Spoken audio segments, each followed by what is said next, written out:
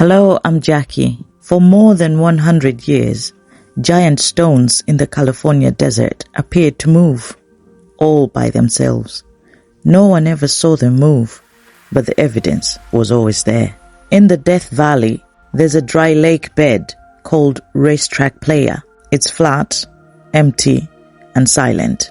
And scattered across it are huge rocks, some weighing over 318 kilograms.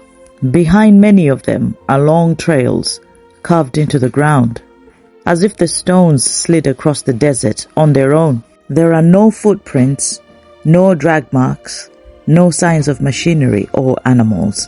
Even stranger, some stones moved in straight lines, others changed direction, and stones right next to each other sometimes went different ways. For decades, nobody ever caught one in the act. People blamed everything: strong winds, magnetic fields, aliens, even ghosts. But wind alone wasn't powerful enough to move the stones, and the ground was too rough. The mystery refused to die.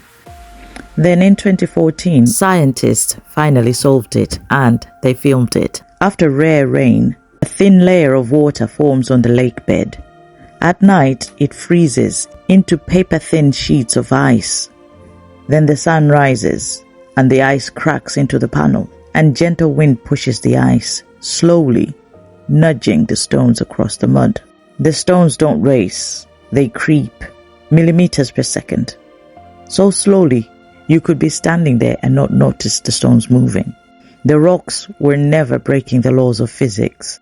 They were just moving in silence when no one was watching.